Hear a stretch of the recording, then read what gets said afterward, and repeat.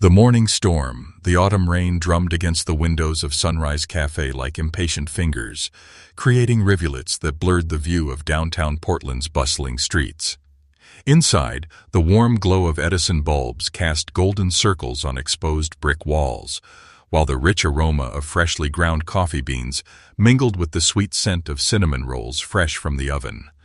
It was the kind of place where strangers became friends over shared tables, where laptop keyboards clicked in harmony with gentle conversations, and where everyone, regardless of their story, was welcome.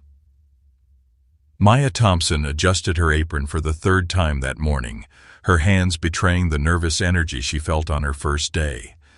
At 26, she carried herself with quiet confidence, her dark eyes reflecting both determination and kindness. Her hair was pulled back in a neat bun, small silver earrings catching the light as she moved. She had spent the previous evening practicing her coffee-making techniques, determined to make a good impression at this job that meant more to her than anyone realized. "Deep breaths, Maya," she whispered to herself, checking the espresso machine one more time. The morning rush was about to begin, and she wanted to be ready. This wasn't just any job. It was her chance to prove herself, to build something stable while she finished her evening business courses. Every shift mattered. Every customer interaction was an opportunity to show her worth.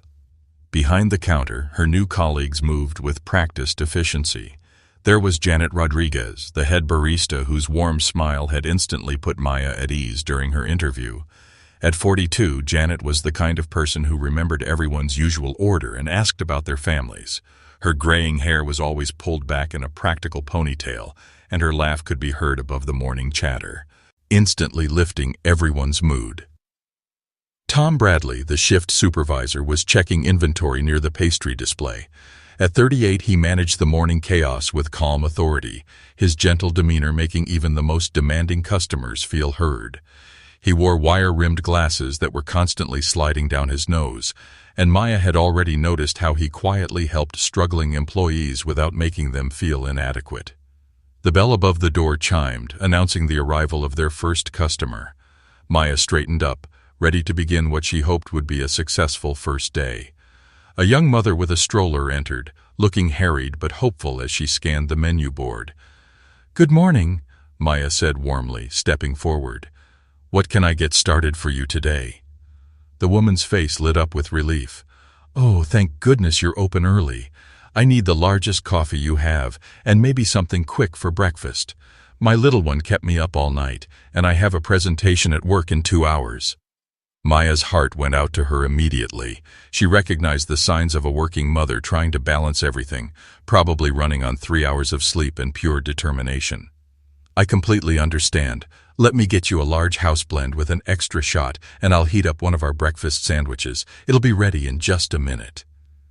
As Maya worked, she found herself settling into the rhythm of the cafe. The espresso machine hissed and gurgled, the register chimed with each sale, and the gentle murmur of conversation created a backdrop of community warmth. This was exactly what she had hoped for, a place where she could connect with people, where her work mattered in small but meaningful ways.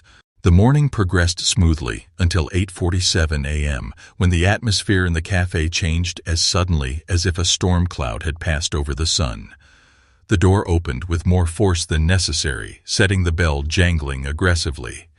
In walked a man who seemed to command attention not through charisma, but through an unsettling combination of wealth and arrogance that made the very air feel heavier. Richard Sterling was 51 years old and worth approximately $47 million, though he'd tell anyone who'd listen that his portfolio was approaching 50. He owned Sterling Development, one of the city's most successful real estate companies, and he wore his wealth like armor, expensive Italian suits, a watch that cost more than most people's cars, and shoes so polished they reflected the cafe's lights. But it was his eyes that truly set him apart. Cold, gray orbs that seemed to calculate the worth of everything and everyone they fell upon. He strode to the counter with the confidence of a man who had never been told no in any meaningful way. His presence immediately shifted the energy in the room. Conversations became whispers, and several customers glanced up from their laptops with expressions of curiosity mixed with unease. "Large black coffee, and make it fast," Sterling announced, his voice cutting through the morning ambiance like a blade. He didn't look at Maya when he spoke, instead checking his phone with the air of someone whose time was infinitely more valuable than anyone else's. Maya maintained her professional smile, though something about his demeanor set off warning bells in her mind. "Absolutely, sir. Would you like our house blend, or perhaps our dark roast? It's particularly good this morning." Sterling's head snapped up, his gray eyes focusing on Maya with laser intensity. "Are you new here?" His tone carried a mixture of impatience and something else, something that made Maya's skin crawl. "Yes, sir. It's my first day. I'm Maya, and I'm happy to help you with whatever you need." A slow, unpleasant smile spread across Sterling's face. "Well, Maya, let me explain how this works. I come in here every Tuesday and Thursday at exactly 8:45 a.m. I order a large black coffee, house blend, no sugar, no cream, no conversation. I pay, I leave, and I don't want to see your face again until I come back. Got it?" The casual cruelty in his words hit Maya like a physical blow. Around the cafe, she could feel the other customers shifting uncomfortably, their morning routines disrupted by this man's toxic presence. Janet had stopped what she was doing behind the espresso machine, her face tight with barely contained anger. Tom was approaching from the pastry case, clearly preparing to intervene. Maya took a deep breath, centering herself. She had faced worse than rude customers in her life, growing up in foster care, working her way through community college, surviving in a world that often seemed designed to break people like her. This man's money didn't intimidate her, and his attitude certainly didn't. "I understand you're in a hurry," Maya said evenly, her voice calm but firm. "I'll get your coffee right away, and I'll make sure it's perfect. But I need you to understand that everyone who comes into this cafe deserves to be treated with respect, including the staff." Sterling's eyes widened, clearly unused to being challenged by anyone, let alone a waitress on her first day. The cafe had gone completely silent now. Even the espresso machine seemed to pause in its gurgling. Maya could feel every eye in the room on her, but she didn't waver. "Excuse me?" Sterling's voice dropped to a dangerous whisper. "Do you have any idea who you're talking to?" Maya poured his coffee with steady hands, her movements precise and professional. "I'm talking to a customer who forgot his manners. Your coffee is ready. $3.50, please." The tension in the air was so thick it could be cut with a knife. Sterling reached into his wallet, but instead of pulling out money, he withdrew a crisp $100 bill. With deliberate slowness, he tore it in half, letting the pieces flutter to the counter. "There's your tip," he snarled. "Maybe next time you'll remember that I'm Richard Sterling. I own half this neighborhood and you're nobody. I could have you fired before lunch." Maya looked down at the torn bill, then back up at Sterling. Her voice remained steady, though fire burned in her dark eyes. "Keep your money, Mr. Sterling. Your coffee is still $3.50, and your attitude is still unacceptable. Janet, could you please call the police? I believe we have a customer who's refusing to pay and creating a disturbance." The words hung in the air like a challenge thrown down. Sterling's face turned red, then purple as the full impact of what had just happened began to sink in. A waitress, a nobody in his mind, had not only stood up to him, but had called his bluff in front of a room full of witnesses. But Maya wasn't finished. She leaned forward slightly, her voice carrying just far enough for Sterling to hear. "Mr. Sterling, I don't care how much money you have or how many buildings you own. In this cafe, treating people with basic human decency isn't optional. It's required. You can pay for your coffee and leave quietly, or you can explain to the police why you're harassing minimum wage workers. Your choice." Sterling stared at her for what felt like an eternity, his jaw working as if he were chewing on words too bitter to swallow. Finally, he threw a $5 bill on the counter with enough force to make the register rattle. "This isn't over," he said, his voice quiet but loaded with menace. "You have no idea what you've just done." Maya picked up the $5, made change, and placed it on the counter. "Have a wonderful day, Mr. Sterling. Next customer, please." As Sterling stormed out, the door slamming behind him with enough force to rattle the windows, the cafe erupted in spontaneous applause. Maya felt her knees go weak as the adrenaline began to ebb, but she maintained her composure, smiling at the next customer as if nothing had happened. Janet appeared at her side, placing a supportive hand on Maya's shoulder. "Honey, that was either the bravest thing I've ever seen or the craziest. I'm not sure which." Tom joined them, his expression mixing admiration with concern. "Maya, that was incredible, but you need to know, Sterling doesn't make empty threats. He's got connections all over the city, and he's not the kind of man who forgets a slight." Maya nodded, understanding the gravity of what had just occurred. But as she looked around the cafe, seeing the faces of customers and coworkers who were looking at her with respect and gratitude, she knew she had made the right choice. Some lines couldn't be uncrossed, and some stands had to be taken, regardless of the consequences. She had no way of knowing that her decision to stand up to Richard Sterling would set in motion a chain of events that would test not only her courage, but her very understanding of justice, power, and what it truly means to fight for what's right. The storm had just begun, and Maya Thompson was about to discover that sometimes doing the right thing requires more strength than anyone should have to possess. But she also had no idea that she wasn't as alone in this fight as she seemed, and that sometimes the most unlikely allies appear when they're needed most. The morning rush continued around her, but everything had changed. The quiet waitress who had walked into Sunrise Cafe that morning was gone, replaced by someone who had found her voice and wasn't afraid to use it. The ripple effect. The rest of Maya's first shift passed in a blur of supportive smiles from customers, worried glances from coworkers, and the persistent feeling that she had just painted a target on her back. By the time she hung up her apron at 3 p.m., word of her confrontation with Richard Sterling had spread through the cafe's regular customer base like ripples on a pond, creating waves far beyond what she had anticipated. As Maya gathered her belongings from her small locker in the back office, Janet approached with 2 steaming cups of coffee and the kind of serious expression that suggested an important conversation was about to take place. "Sit with me for a minute," Janet said, gesturing to the small break table wedged between boxes of coffee supplies and cleaning equipment. "We need to talk."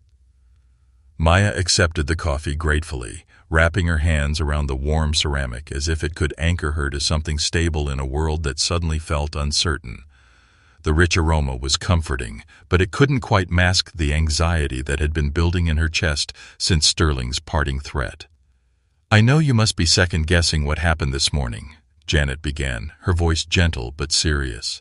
"And I want you to know that everyone here, Tom, Marcus, Sarah, all of us, we support what you did. That man needed to be put in his place, and honestly, we've all been too intimidated to do it ourselves." Maya took a sip of her coffee, considering her words carefully. "I keep replaying it in my head, wondering if I could have handled it differently. But Janet, the way he spoke to me, the way he acted like I was less than human, I couldn't just stand there and take it." Janet leaned forward, her expression intense. "And you shouldn't have to. But Maya, I need to tell you what you're really dealing with here. Richard Sterling isn't just another rude customer with 2 patas. Much money. He's got his fingers in everything in this city: real estate, politics, law enforcement. He's donated enough money to political campaigns to have speed dial access to the mayor's office, and his company employs half the construction workers in Portland." The weight of this information settled over Maya like a heavy blanket. She had known Sterling was wealthy, but she hadn't fully grasped the extent of his influence. "Are you trying to scare me into quitting?"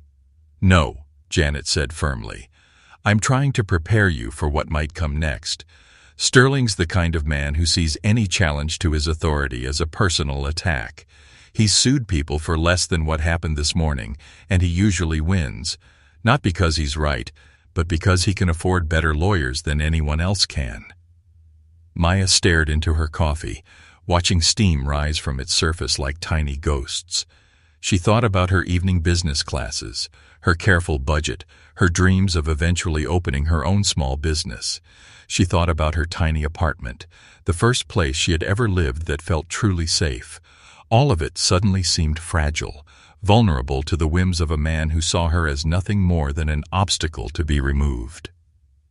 "So, what do you think I should do?" she asked finally. Janet's expression softened, and she reached across the table to squeeze Maya's hand. "I think you should do exactly what you've been doing. Stand up for yourself and others, treat everyone with dignity, and show the world that people like Richard Sterling don't get to define the rules for the rest of us. But I also think you should be smart about it." Before Maya could ask what that meant, Tom appeared in the doorway of the break room, his usual calm demeanor replaced by obvious agitation. "Maya, I'm sorry to interrupt, but there's someone here to see you. Says he's from Sterling Development." Maya's heart sank, but she forced herself to remain composed. "Did he say what he wants?" "Claims he wants to discuss this morning's misunderstanding with you. He's wearing a suit that probably cost more than my car, and he's got that look. You know the one. Like he's doing you a favor by breathing the same air." Janet stood up immediately. "You don't have to talk to him, Maya. You're off the clock, and this isn't company business." Maya considered this for a moment, then shook her head. "No, I'll see what he has to say. But I want witnesses. Both of you stay close, and if things get ugly, don't hesitate to call the police." They walked out to the main cafe area, where Maya saw a man in his early 30s standing near the front counter, checking his phone with the kind of impatient energy that suggested he considered his time infinitely more valuable than anyone else's. He was perfectly groomed, from his precisely styled hair to his Italian leather shoes, but there was something cold about his eyes that reminded Maya uncomfortably of Sterling himself. "Miss Thompson?" The man approached with a practiced smile that didn't reach his eyes. "I'm Jonathan Blackwell, Senior Associate with Sterling Development. I understand there was some sort of confusion this morning involving Mr. Sterling, and I'd like to clear things up." Maya remained behind the counter, using it as a subtle barrier between herself and Blackwell. "There was no confusion, Mr. Blackwell. Your boss was rude and disrespectful to me and other customers. When I asked him to behave appropriately, he made threats. That's all there is to clear up." Blackwell's smile never wavered, but something shifted in his eyes. "I think there may have been a misunderstanding about Mr. Sterling's intentions. He's actually quite concerned that you might have gotten the wrong impression about his character. He'd like to make it up to you." From his briefcase, Blackwell produced an envelope, thick and formal-looking. "Mr. Sterling wanted me to personally deliver this to you as a gesture of goodwill." Maya didn't touch the envelope. "What is it?" "A job offer," Blackwell said, his tone suggesting he was delivering wonderful news. "Mr. Sterling was impressed by your spirit this morning. He's prepared to offer you a position as a receptionist at Sterling Development. The salary would be $60,000 a year to start, with full benefits and opportunities for advancement. All you'd need to do is give 2 weeks' notice here and agree to put this morning's unpleasantness behind you." The offer hung in the air like a baited hook. Maya could feel Janet and Tom watching her carefully, could sense the other customers in the cafe straining to overhear. $60,000 was more than twice what she'd make at the cafe, enough to quit her second job, maybe even finish her business degree faster. But Maya had grown up in foster care, had learned early to recognize when someone was trying to buy her silence or compliance. She knew a trap when she saw one. "That's a generous offer," she said carefully, "but I have to wonder, why would Mr. Sterling want to hire someone he considers so beneath his notice? Someone who, in his words this morning, is nobody." Blackwell's practiced composure slipped slightly. "Mr. Sterling recognizes talent when he sees it. He believes in giving people opportunities to better themselves. By working for a man who thinks minimum wage workers should be grateful for abuse?" Maya shook her head. "Thank you, but I'll pass." The temperature in the room seemed to drop 10 degrees. Blackwell's fake smile disappeared entirely, replaced by a cold, calculating expression that Maya suspected was much closer to his true nature. "Miss Thompson, I think you're making a mistake. Mr. Sterling is a very influential man in this city. A word from him can open doors, or close them permanently. I'd hate to see someone with your potential limit their future opportunities over a simple misunderstanding." The threat was clear, even wrapped in corporate speak. Maya felt her anger rising, but she kept her voice level. "Mr. Blackwell, are you telling me that if I don't accept this job offer, Mr. Sterling will try to sabotage my career?" "I'm simply suggesting that Portland can be a very small city for someone who makes the wrong enemies. Mr. Sterling has a long memory and a lot of friends in important places. It would be unfortunate if your name were to come up in certain circles as someone who's difficult to work with." Maya looked around the cafe, at the faces of customers who had stopped pretending not to listen, at Janet and Tom who were standing firmly behind her, at the warm, welcoming space that had felt like home from her very first hour. Then she looked back at Blackwell with eyes that blazed with quiet determination. "Mr. Blackwell, you can tell your boss that I appreciate his offer, but I already have a job. I work with people who treat me with respect, who value integrity over intimidation, and who understand that everyone, regardless of their bank account, deserves basic human dignity. If Mr. Sterling wants to spend his time and money trying to destroy someone for standing up to his bullying, that says everything the world needs to know about his character." Blackwell stared at her for a long moment, as if he couldn't quite believe what he was hearing. Then he picked up his envelope and slipped it back into his briefcase with movements sharp enough to cut glass.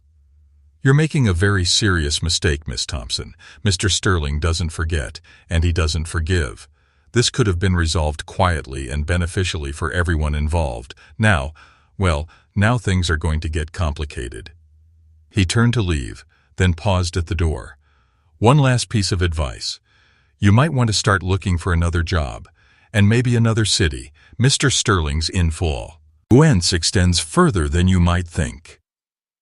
After Blackwell left, the cafe remained silent for several long moments. Then, from the corner table, an elderly man began to applaud. Soon the entire cafe erupted in cheers and applause, customers standing to show their support for the young woman who had just refused to be bought or intimidated.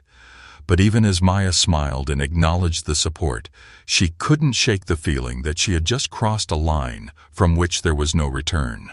The battle lines were drawn now, and she was about to discover just how far a powerful man would go to crush someone who dared to challenge his authority.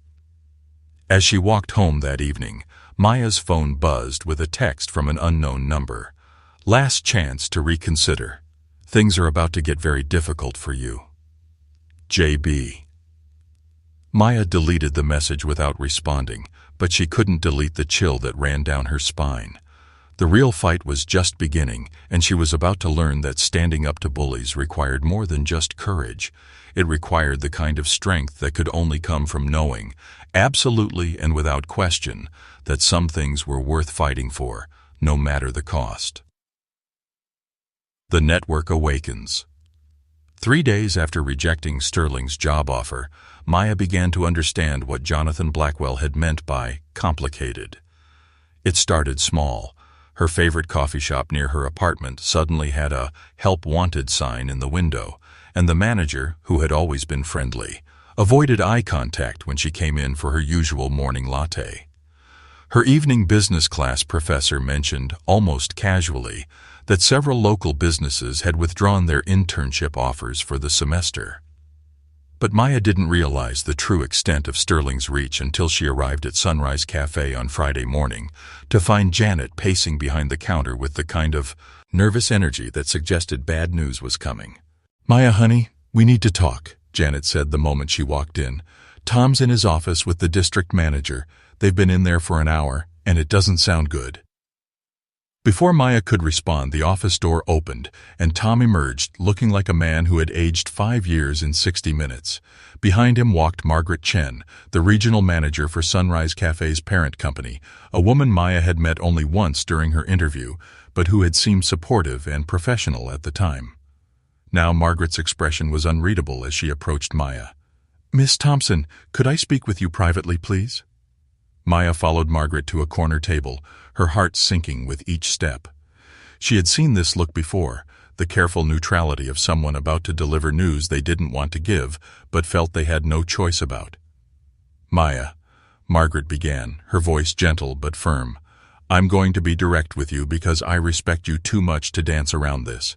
We've received several complaints about your conduct earlier this week, specifically regarding your interaction with a valued customer." "Richard Sterling," Maya said flatly. Margaret nodded. "Mr. Sterling has been a customer at various Sunrise locations for over 5 years. He's also connected to several of our corporate partners. This morning, I received a call from our head office informing me that Sterling Development has decided not to renew their contract for providing coffee service to their corporate headquarters. That's a $150,000 annual contract." Maya felt the blood drain from her face. "And they're blaming me for that?" "They're not blaming anyone," Margaret said carefully. "They're simply choosing not to renew. But Maya, I also received calls from 2 other corporate clients expressing concerns about employee behavior at this location. And yesterday, our landlord mentioned that he'd received an inquiry from a potential tenant willing to pay significantly more rent for this space." The picture was becoming clear, and it was worse than Maya had imagined. Sterling wasn't just targeting her. He was systematically attacking every business relationship and financial connection that could be traced back to her employment at Sunrise Cafe. He was using his wealth and influence like a scalpel, carefully cutting away the ground beneath her feet. "So you're firing me," Maya said, her voice steady despite the chaos in her chest. Margaret was quiet for a long moment. "Maya, what you did, standing up to a bully, defending your dignity and that of your coworkers, it was morally right. But I have 47 employees across 6 locations depending on me to keep their jobs secure. I can't let one person's principles, no matter how admirable, put everyone else's livelihood at risk." Maya stared out the window at the Portland street, watching people hurry past on their way to jobs where they probably didn't have to choose between their dignity and their paycheck. "I understand," she said finally. "When do you want me to leave?" "Actually," Margaret said, and something in her tone made Maya look back at her sharply. "I don't want you to leave at all, but I need you to understand something. This decision isn't just about you anymore. Sterling has made it clear that his problem is with this specific location, as long as you're employed here. So I'm offering you a transfer." Margaret slid a folder across the table. "There's a Sunrise location in Seattle that's looking for an experienced barista. Same pay, similar hours, and far enough from Portland that Mr. Sterling's influence shouldn't be a factor. You could start Monday if you're interested." Maya stared at the folder without opening it. A transfer would solve the immediate problem. She'd keep her job, her coworkers would be safe, and Sterling would have succeeded in driving her out of town like some kind of modern-day sheriff in an old western. It was practical, sensible, and completely wrong. "What if I refuse the transfer?" she asked. Margaret's expression was pained. "Then I'll have to accept your resignation, effective immediately. Maya, I'm trying to find a way to protect everyone here, including you. Sterling has more power than you realize, and he's clearly not going to let this go." Before Maya could respond, the door chimed, and a woman in her 60s walked in, moving with the kind of deliberate purpose that suggested she was on a mission. She was well-dressed, but not ostentatiously so, with silver hair pulled back in an elegant bun, and eyes that seemed to take in everything at once. The woman approached their table directly. "Excuse me, are you Maya Thompson?" Maya nodded cautiously, unsure what fresh disaster might be approaching. The woman smiled, and suddenly her entire demeanor shifted from formal to warm. "My name is Eleanor Hartwell. I own Hartwell Associates, a public relations firm here in Portland. I wonder if I could buy you a cup of coffee and have a conversation about your recent experiences with Richard Sterling."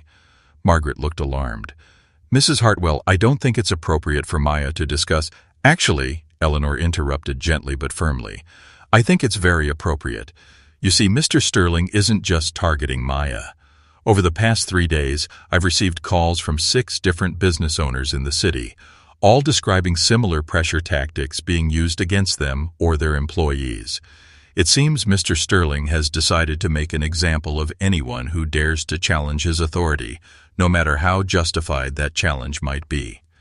Maya felt a spark of something she hadn't experienced in days: hope. Other people are dealing with this too? Eleanor nodded, taking a seat at their table without invitation. A bookstore owner who wouldn't sell Sterling a rare first edition at a fraction of its value. A restaurant manager who asked Sterling to lower his voice when he was berating a server. A dry cleaner who charged Sterling full price, despite his demands for a VIP discount. All of them are now experiencing mysterious problems with their businesses, canceled contracts, licensing issues, sudden health department inspections. Margaret was listening intently now, her corporate caution warring with obvious indignation. Are you saying Sterling is orchestrating some kind of systematic harassment campaign? I'm saying, Eleanor replied carefully, that there are patterns emerging that suggest coordinated pressure being applied to small businesses and their employees. And I'm also saying that Maya isn't as alone in this fight as she might think. Eleanor turned to Maya with an expression that was both sympathetic and determined. I know this might sound overwhelming, but I'd like to propose something. What if, instead of running away to Seattle or accepting defeat, you decided to fight back? Maya's heart raced. Fight back how? By documenting everything that's happened, gathering testimonies from other victims of Sterling's intimidation tactics, and making this story public. Sterling's power comes from operating in the shadows, from making people feel isolated and helpless. But if we shine a light on his methods, if we show the community what he's really like when he doesn't get his way, then maybe we can strip away some of that power. Margaret looked distinctly uncomfortable. Mrs. Hartwell, I appreciate your concern, but Sunrise Cafe cannot be involved in any kind of public conflict with one of our customers, especially not someone as influential as Mr. Sterling. Eleanor nodded understandingly. Of course not. This would be entirely separate from Maya's employment. In fact, it might be better if she did take that transfer to Seattle. It would demonstrate that Sterling's retaliation has real consequences for real people, and it would put her out of immediate reach of his local influence network. Maya found herself caught between relief and disappointment. The transfer was looking more appealing by the minute, but something in her rebelled against the idea of letting Sterling drive her out of the city she was starting to love. Can I think about it? She asked. Eleanor reached into her purse and pulled out a business card. Of course, but Maya, I want you to understand something. What happened to you in this cafe earlier this week wasn't just about one rude customer. It was about power, and about who gets to decide how other people are treated in our community. Sterling is counting on you feeling isolated and helpless. Don't give him that satisfaction. As Eleanor left, Maya stared at the business card in her hand. Eleanor Hartwell Associates, it read, with a phone number and an email address. But more than that, it represented something Maya hadn't expected to find: allies in a fight she had thought she'd have to face alone. Margaret was watching her carefully. Maya, whatever you decide about Mrs. Hartwell's proposal, you still need to make a decision about the transfer. I need an answer by Monday morning.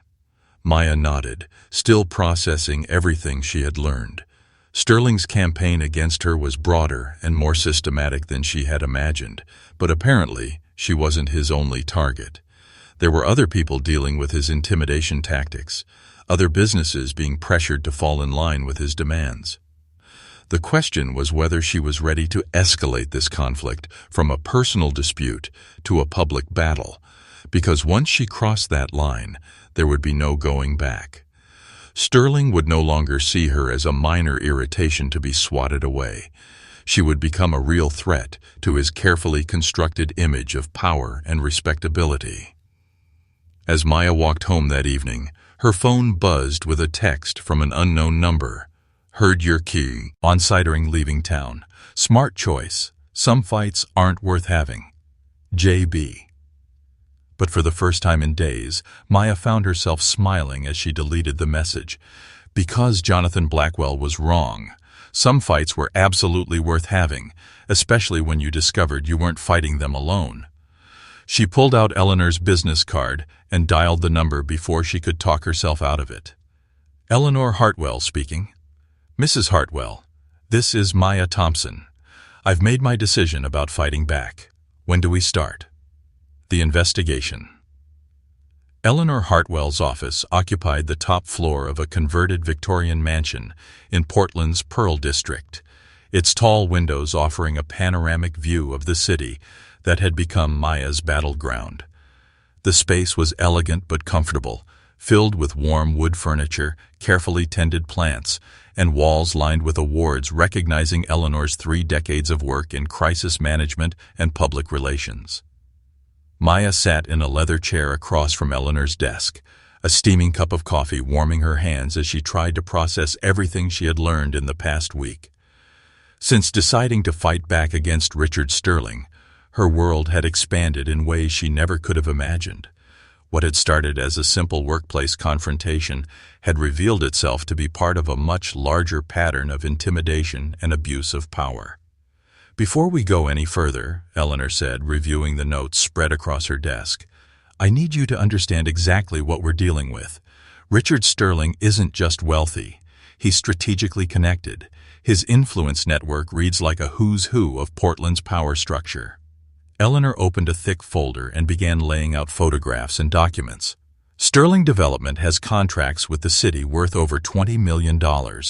He's on the board of trustees for Portland. General Hospital serves on the mayor's business advisory committee, and his company employs nearly 400 people directly, with contracts supporting thousands more jobs indirectly. Maya studied the documents, feeling the weight of what she was up against settling over her like a heavy blanket. So he's basically untouchable. Not untouchable, Eleanor corrected, but well insulated. The key to dealing with someone like Sterling is understanding that his power depends entirely on his reputation. He's built an image of himself as a successful, respectable businessman who contributes to the community. But if we can document a pattern of behavior that contradicts that image... A knock on the office door interrupted Eleanor's explanation. Come in, she called. The door opened to reveal a woman in her 40s with short-cropped auburn hair and the kind of alert, intelligent eyes that suggested she missed very little. She wore a simple gray suit and carried herself with quiet confidence. Maya, I'd like you to meet Detective Lisa Martinez with Portland PD, Eleanor said, rising to make introductions. Lisa has been very helpful in understanding the legal aspects of what we're dealing with. Detective Martinez shook Maya's hand with a firm grip. Ms. Thompson, I've been following your situation with interest. What happened to you at the cafe was just the tip of the iceberg. Maya felt a surge of validation. Finally, someone in law enforcement was taking Sterling's behavior seriously. So you can arrest him? Martinez's expression was sympathetic but realistic. It's not that simple. Sterling is very careful about how he operates. He doesn't make direct threats, he doesn't break any specific laws, and he always works through intermediaries. What he's doing is definitely unethical and morally wrong, but proving criminal intent would be extremely difficult. However, that doesn't mean we're powerless. There are other ways to address systematic harassment and abuse of power. Detective Martinez took a seat and pulled out a small notebook. Over the past weeks, I've been quietly documenting complaints that involve Sterling or his associates. What I've found is a pattern of behavior that goes back years. Business owners who've been pressured to sell their properties at below-market rates after mysterious problems with permits and inspections. Employees who've been blacklisted from jobs after refusing Sterling's advances or challenges to his authority. Community leaders who found themselves facing sudden audits or legal challenges after opposing Sterling's development projects. Maya felt her anger building as she listened, but it was a different kind of anger now. Not the hot, reactive fury she had felt in the cafe, but a cold, determined rage that came from understanding the true scope of Sterling's abuse of power. How has he gotten away with this for so long? Eleanor leaned forward, her expression grim. Because he's very good at making his victims feel isolated and helpless. He targets people who don't have the resources to fight back. Small business owners, working-class employees, people who can't afford expensive lawyers or who don't have connections to challenge his influence. And when someone does try to speak up, he destroys them so thoroughly that it serves as a warning to everyone else. Detective Martinez nodded in agreement. The perfect example is what happened to David Chen 3 years ago. Chen owned a small electronics repair shop in the building that Sterling wanted to demolish for a luxury condo project. When Chen refused to sell, suddenly his shop was hit with a series of problems: health department violations, fire department citations, zoning disputes.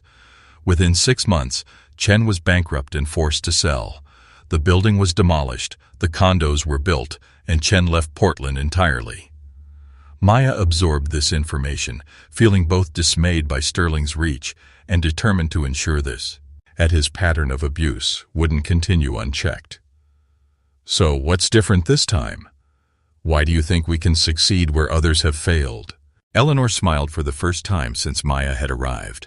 Several factors. First, you're not alone. We've identified at least 12 other individuals and businesses that have been targeted by Sterling in the past 6 months alone. Second, we live in a different media environment now.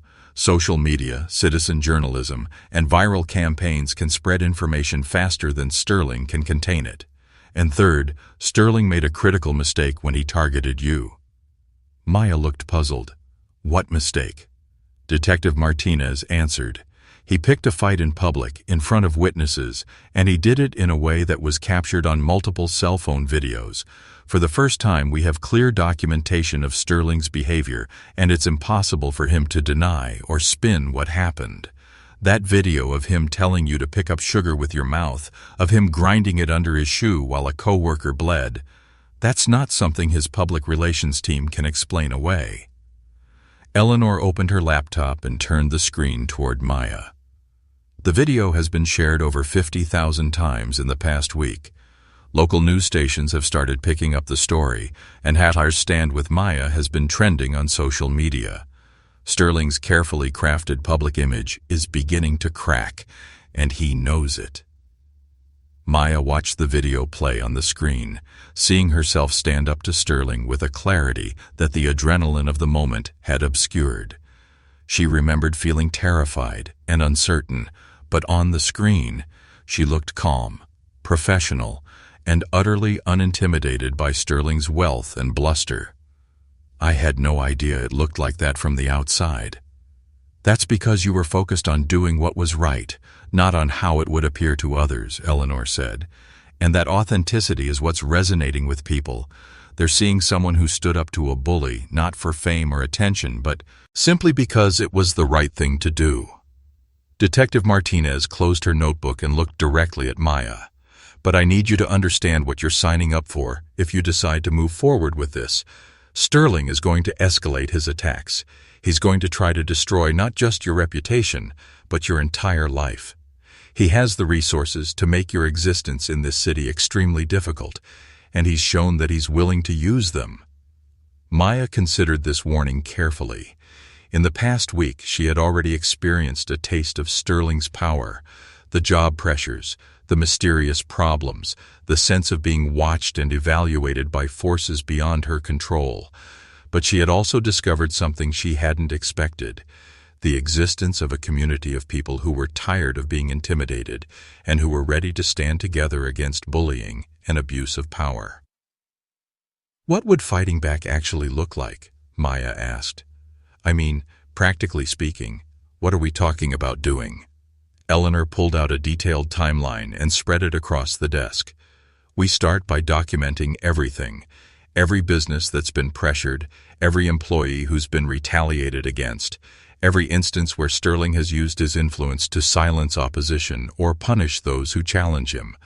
We build a comprehensive picture of his methods and present it to the public in a way that can't be ignored or dismissed. She pointed to various dates on the timeline.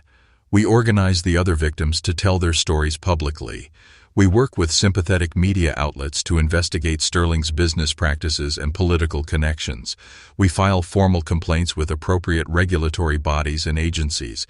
And we use social media and grassroots organizing to build public pressure for accountability. Detective Martinez added, from a law enforcement perspective, we'll be looking for any instances where Sterling or his associates have crossed legal lines. Extortion, conspiracy, abuse of the legal system.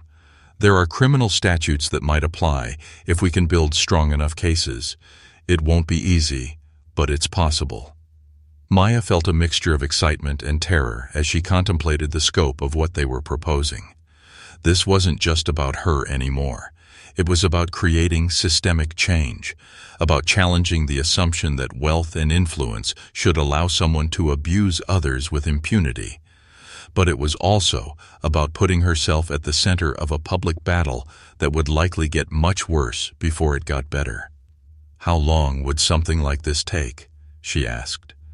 Eleanor's expression was honest and direct. Months, possibly years.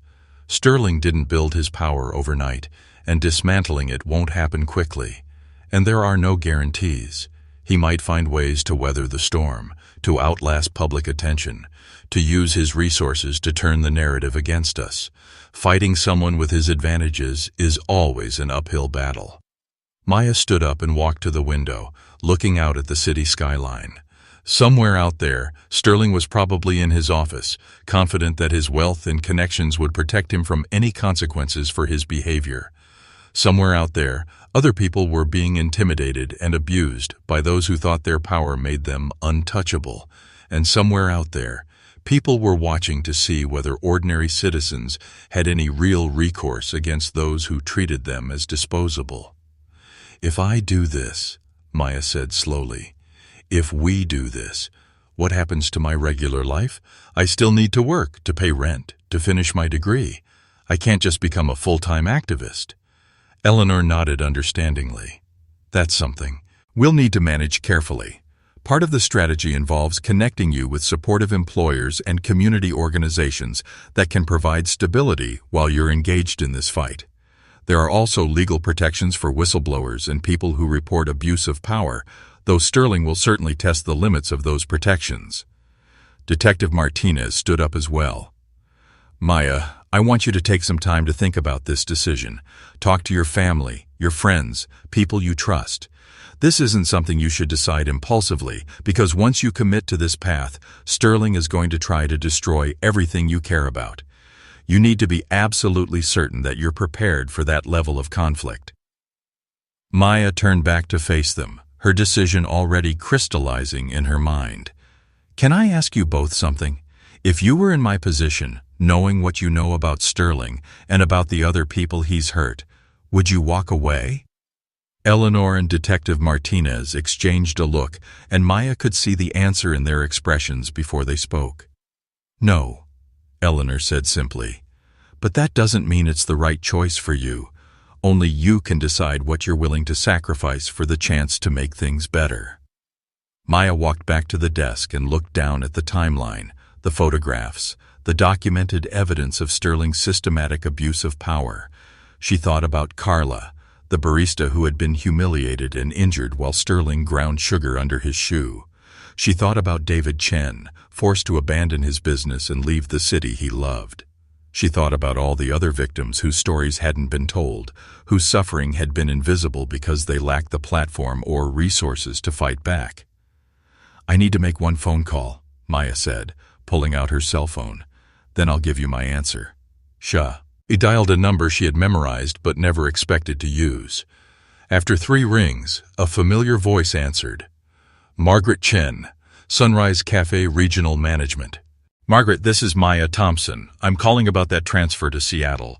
There was a pause. Maya, I'm glad you called. Have you made a decision? Maya looked at Eleanor and Detective Martinez, both watching her with expressions of support and understanding. Yes, I have. I'm not taking the transfer. I'm staying in Portland, and I'm going to fight Richard Sterling with everything I have. Another pause. longer this time. Maya, are you absolutely certain about this? Because once you make this choice public, there won't be any going back. Sterling will see this as a declaration of war. Maya smiled, feeling a sense of clarity and purpose that she hadn't experienced since the morning of her confrontation with Sterling. Then I guess it's a good thing I'm not planning to fight alone. Margaret, I'll be in tomorrow morning for my regular shift, and I want you to know, whatever pressure Sterling puts on the company, whatever threats or intimidation he uses, I won't let my coworkers suffer for my decisions. We'll find a way to protect everyone.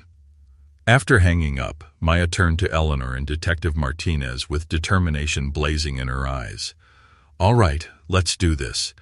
Let's show Richard Sterling and everyone like him that ordinary people don't have to accept being treated like dirt. Let's prove that courage and community can stand up to wealth and intimidation. Eleanor began gathering the documents on her desk. Then we start tomorrow. And Maya, thank you for reminding all of us that some fights are worth having, no matter the odds. As Maya left Eleanor's office that evening, she felt the weight of the decision she had made, but also a sense of liberation that came from finally choosing to fight rather than flee. The battle ahead would be difficult and dangerous, but for the first time since Sterling had walked into her cafe, Maya felt like she was exactly where she was supposed to be, doing exactly what she was meant to do. The real fight was just beginning, and Maya Thompson was ready for whatever came next. The alliance forms. The community center on East Burnside Street had seen better days, its linoleum floors scuffed by decades of neighborhood meetings, its fluorescent lights casting a harsh glare over folding chairs arranged in uneven rows. But on this Thursday evening, the shabby room buzzed with an energy that transcended its humble appearance. Maya arrived 30 minutes early, her stomach churning with nervous anticipation as she helped Eleanor arrange materials on a folding table near the front of the room. "How many people are we expecting?" Maya asked, straightening a stack of flyers for the third time. In the week since she had committed to fighting Sterling publicly, the scope of their effort had expanded rapidly. What had started as documentation of Sterling's harassment had evolved into something much larger, a grassroots movement to challenge the culture of intimidation that allowed powerful people to abuse others with impunity. Eleanor consulted her clipboard, her expression mixing excitement with concern. Based on RSVPs and social media responses, we could have anywhere from 30 to 100 people tonight. Word has spread faster than I anticipated, and frankly, that's both encouraging and worrying. The more public this becomes, the more aggressively Sterling is likely to respond. As if summoned by their conversation, Eleanor's phone buzzed with a text message. She glanced at the screen and frowned. Jonathan Blackwell has been calling journalists all week, offering exclusive interviews about the real story behind the social media campaign targeting a respected Portland businessman. He's trying to get ahead of tonight's meeting by controlling the narrative. Maya felt a familiar knot of anxiety in her stomach, but it was accompanied by something new, a steely determination that had been growing stronger each day. Let him try. The truth has a way of cutting through spin, especially when it's told by real people who've lived through Sterling's intimidation. The first attendees began arriving at 6:45, 15 minutes before the scheduled start time. Maya watched from behind the registration table as people filed in, struck by the diversity of the group.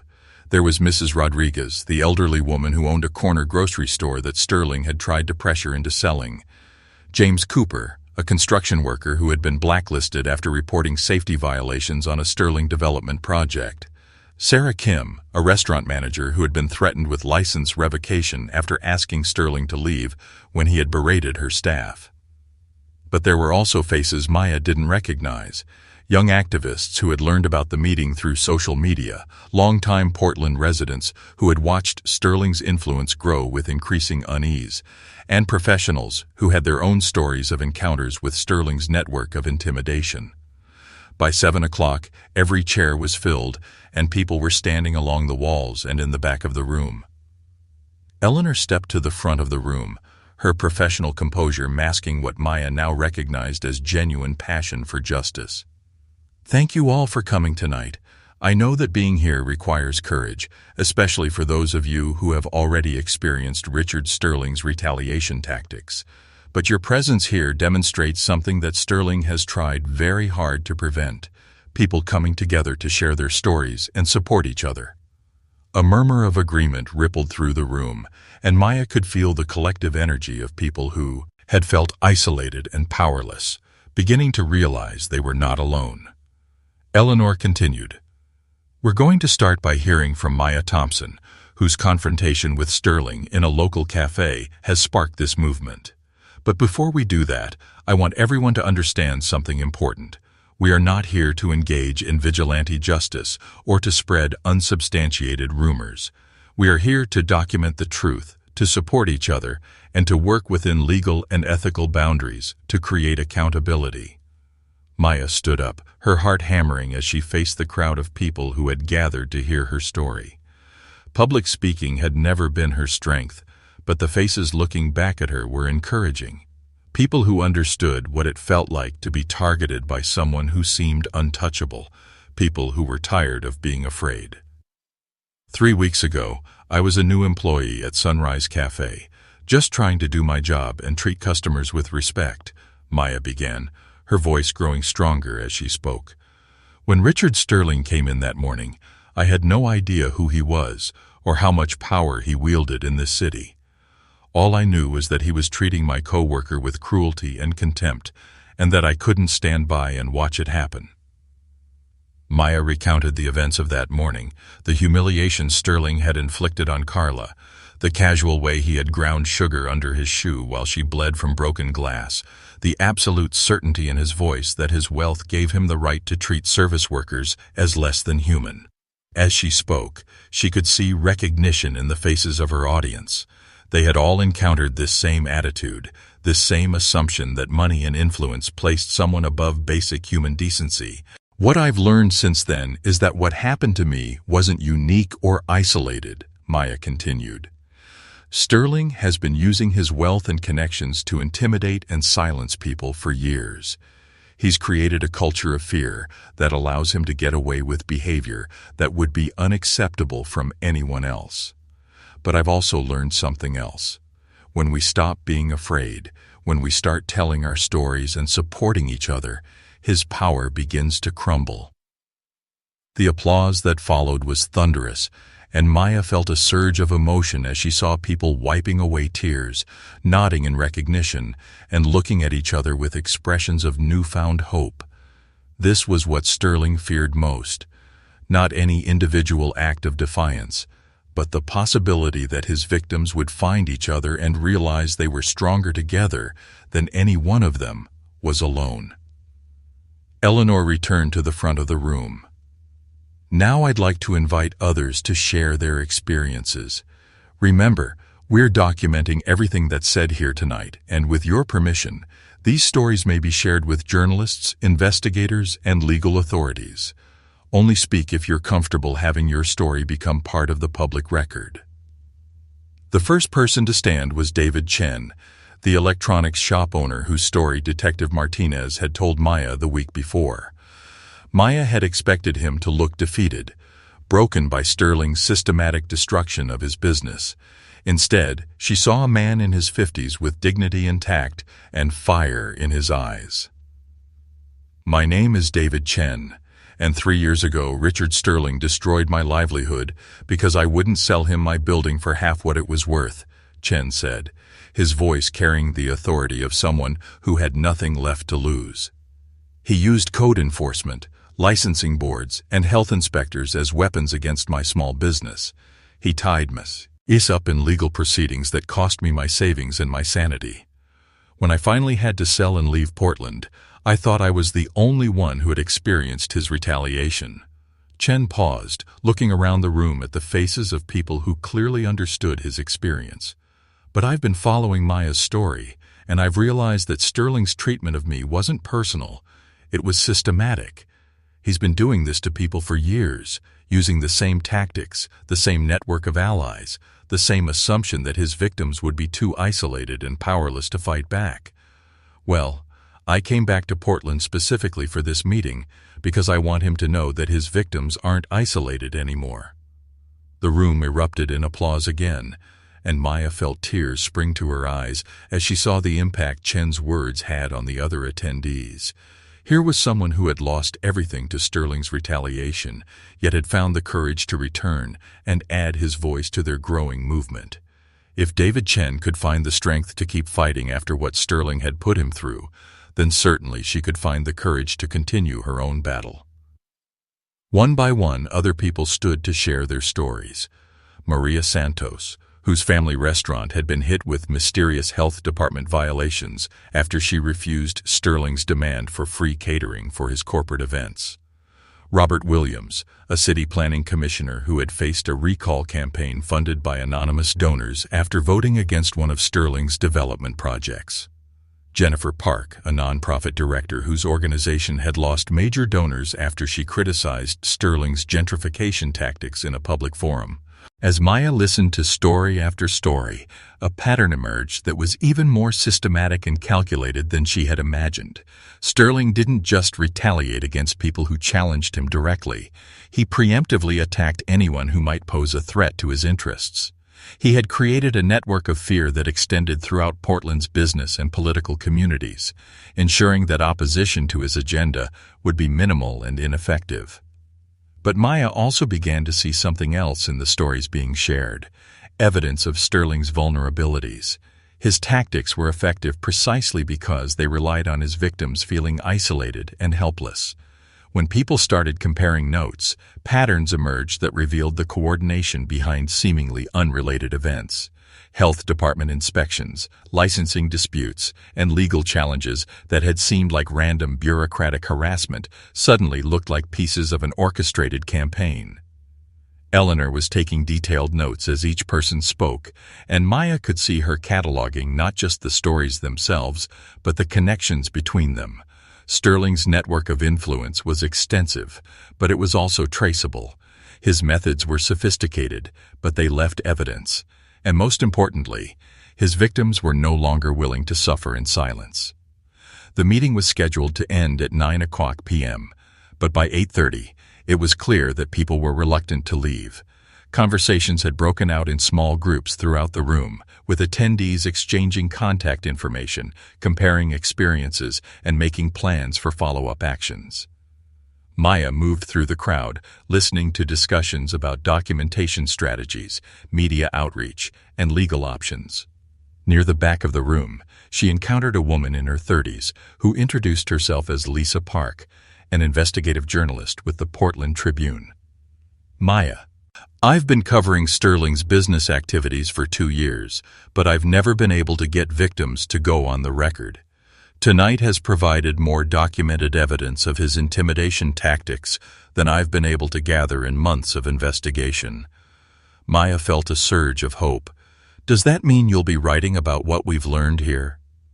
Lisa nodded enthusiastically. "Not just writing about it. I want to do a comprehensive investigation.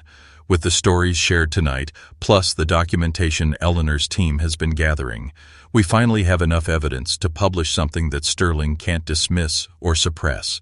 But I need to warn you, once this story goes public, Sterling is going to escalate his attacks dramatically. He's going to try to destroy not just you, but everyone who's spoken out tonight." Before Maya could respond, Eleanor approached with an expression that mixed triumph with concern. "Maya, we need to talk privately before everyone leaves. Something's happened that changes everything."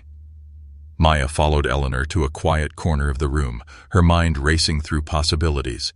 Had Sterling somehow learned about tonight's meeting? Had he already begun retaliating against the people who had spoken up? Eleanor pulled out her phone and showed Maya a text message from Detective Martinez.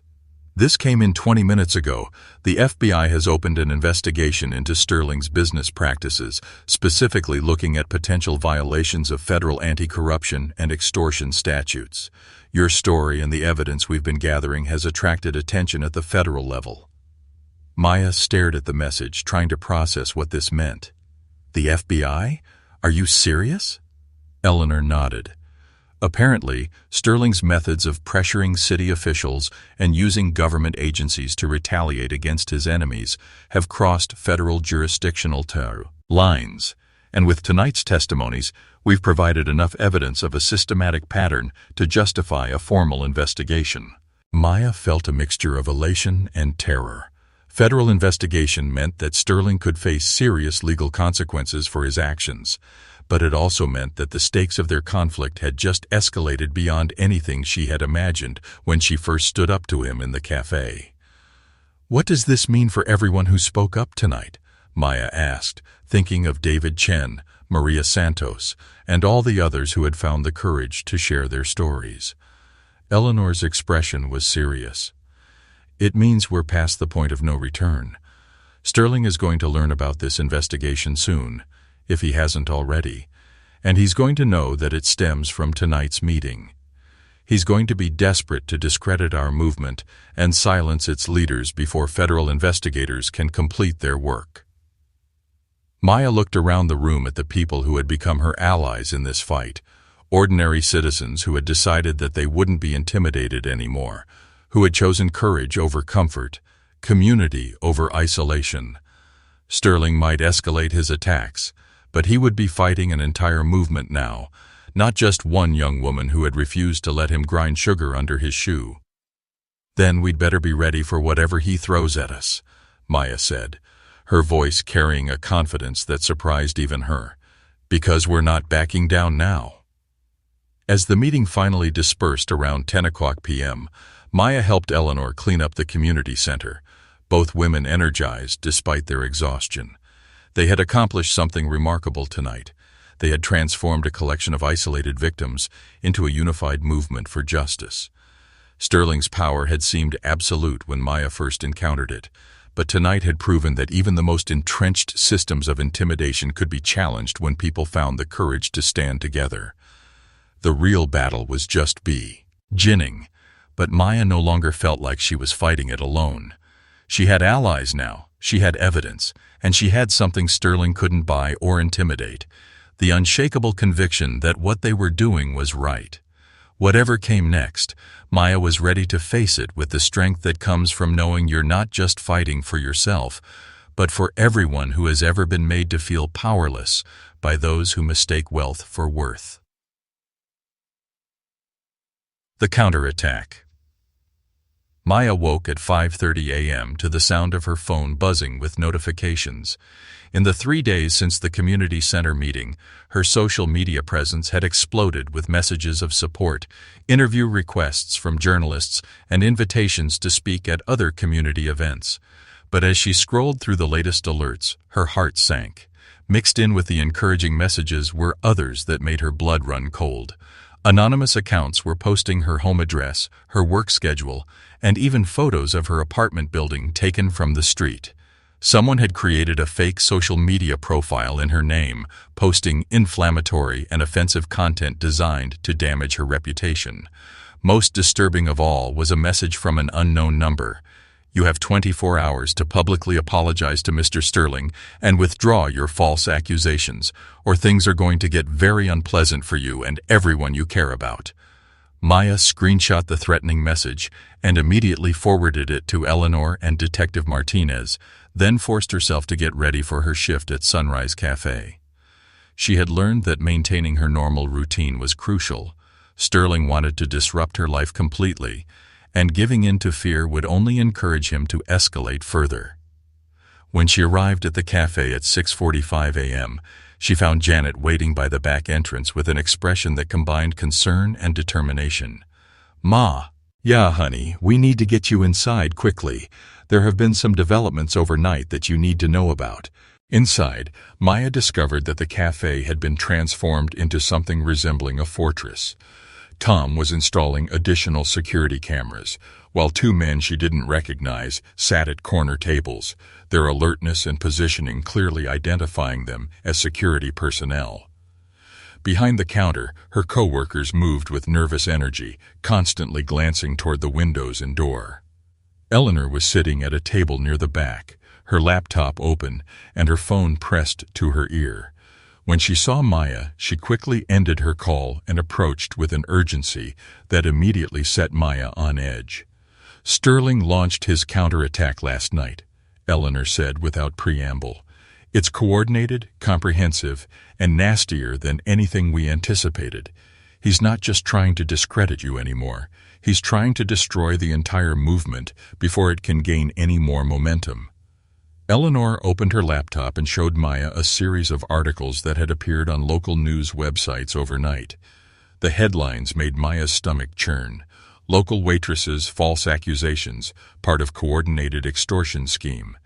Investigation reveals history of workplace problems for cafe employee. And most damaging of all, FBI investigation based on fabricated evidence, sources say. Maya read through the articles with growing horror. Someone had provided reporters with what appeared to be documentation of previous workplace complaints against her. Complaints she had never made and jobs she had never held. There were quotes from unnamed sources describing her as unstable, attention-seeking, and willing to make false accusations for personal gain. Most insidiously, the articles suggested that the community meeting had been orchestrated by outside agitators seeking to extort money from Sterling through manufactured controversy. "How is this possible?" Maya asked, her voice barely above a whisper. "These stories, these supposed workplace incidents, none of this is true. I've never even worked at half the places they mention." Eleanor's expression was grim. "Sterling has hired one of the most expensive crisis management firms in the country.